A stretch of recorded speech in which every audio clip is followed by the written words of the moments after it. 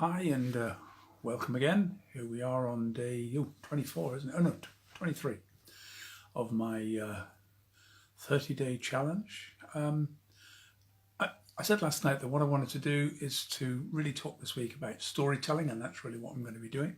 So tonight I'm going to start with Aristotle. Storytelling is the essence of, in my view, the essence of speaking.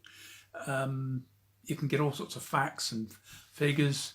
Telling great stories is what really captures an audience. And most of those stories need to come from yourself.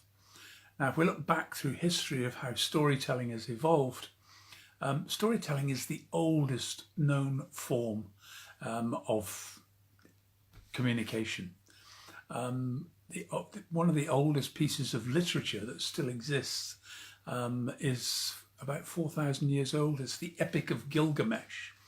And in one of the books I was reading about script writing and storytelling, the author reckons that the basic structure and story of the Epic of Gilgamesh is almost identical to every single James Bond movie. So the whole idea of storytelling just dates back so far. Now, these are just the written texts that we know. Obviously, storytelling has been going on long before that. When there wasn't any writing, when there were no forms of being able to most people couldn't read, only a few people could write. Stories passed around with minstrels wandering around and telling their tales. Printing really was from the 1400s in this country. Before that, most people weren't able to read. Only priests largely, and most of the writing was biblical stories and histories. So the basic stories that evolved through word of mouth. Even the Bible, which most of us know very well, the stories in there weren't actually written down. The stories that Jesus told weren't actually written down for another 60 or 70 years. Certainly the texts that we have that we can access were written some 60 or 70 years after he died. And so it's pretty clear that the stories he told, the stories that most people have been told in a form, probably in a poetic form. They may have been in songs sometimes, or in sagas and poems. They were told in a way which enabled them to be remembered well. So that's the most important thing. Storytelling is remembered. So if I tell a saga of Robin Hood, or I tell a saga of somebody else, those stories are going to be carried on, and people can remember those stories and pass them on. And if we look at all the tribal history, the whole essence of sitting around the campfire, sitting around and sharing stories, sharing great tales, it's basically, it predates history. It's the means by which we have tended to communicate, by the means by which we teach other people. By telling stories, people learn crafts, they learn skills from learning the essence of those stories. Now, also, when it comes to persuasion, storytelling is a critical part of that. Everybody thinks, persuasion is all about logic. It's not.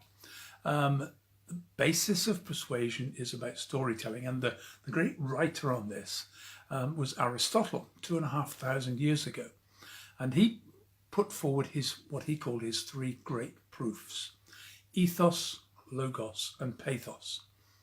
Now, a really good book which I've enjoyed, Carmine Gallo, written a book largely about how to perform a good TED Talk.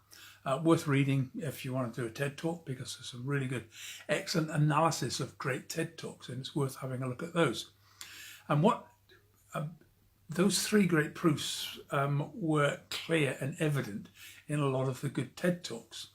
And what Carmine Gallo found was he looked at one particular talk and analysed it in great detail. And the talk he looked at was the talk which is considered to be the most persuasive TED Talk that's been delivered. It was delivered by Brian Stevenson, a social justice lawyer from, I believe, Chicago. And he runs a social enterprise that is aimed at trying to get young black kids, mostly young black kids, off the streets, out of crime, out of drugs, and into a meaningful life. And he obviously needs money to run his social enterprise, and he did a TED Talk. Now, at the end of his talk, the TED audience, now bear in mind TED audiences are a fairly well-heeled audience. It costs about £5,000-6,000 for the tickets to get to a TED conference, but nonetheless, at the end of the by the end of the TED conference, after Brian Stevenson's talk, the audience, without being asked to, donated over $1 million to Brian Stevens' social enterprise. So that's a pretty persuasive talk. Now, when Carmine Gallup analysed that talk, what he found was that about 10% of the talk was involved in what Aristotle called ethos, credibility. In every persuasive talk, you have to give credibility. The audience needs to believe in you. Now, if you come already with that credibility, that's fine. But if you don't, you have to build the credibility into your talk. And that often comes from stories about yourself. So when I'm delivering a talk, when I'm talking about transgender issues, I will often talk about the challenges I faced growing up as a child, the challenges I faced coming out, the challenges I faced in learning to live as a woman, and that gives credibility to my speech, because what it says is I've lived this story, and therefore what I can share is useful information that you can help to be more inclusive and to create a sense of belonging for other trans people. So that's how I build that in. The second part of that is logos, and that's about the facts and figures. And again, when I'm delivering my talks, I put in some facts and figures about how many trans people there are, how the kind of challenges they face, how many face hate crime, how many face harassment. And those sort of facts and figures help to get across the message of how difficult it is for trans people to survive in a world that's not particularly accommodating of people who fall outside the gender binary. And the final thing is pathos.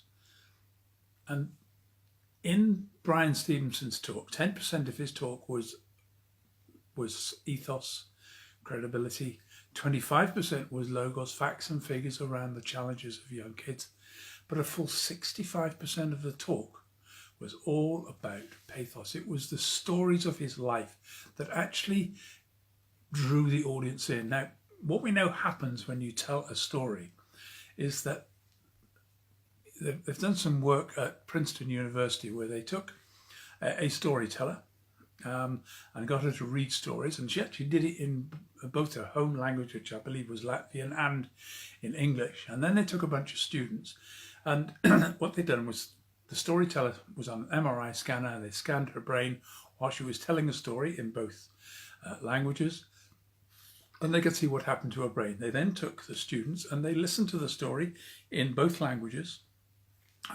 But most of the students, as far as I know, all the students were only able to speak English. And they did this to try and make sure that it was actually the story itself and what they were hearing that was creating the brainwave patterns. And what they found very clearly, when the students were listening to the story in the language they could understand, the brain patterns, all the bits of the brain that all fired up when they were listening to the story, almost identically matched the brain pattern of the storyteller when she was telling the story. When they were doing it in a language they didn't understand, there was no connection, because they weren't understanding, they weren't connecting with the story.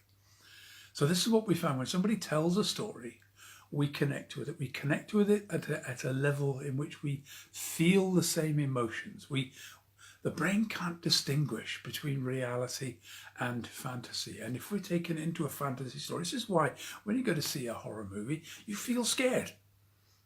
You feel scared because you're being taken into an environment which is very, very scary. Okay, you know in your heart that you're actually not going to die, but your brain has difficulty trying to distinguish it. I hate horror movies, always have.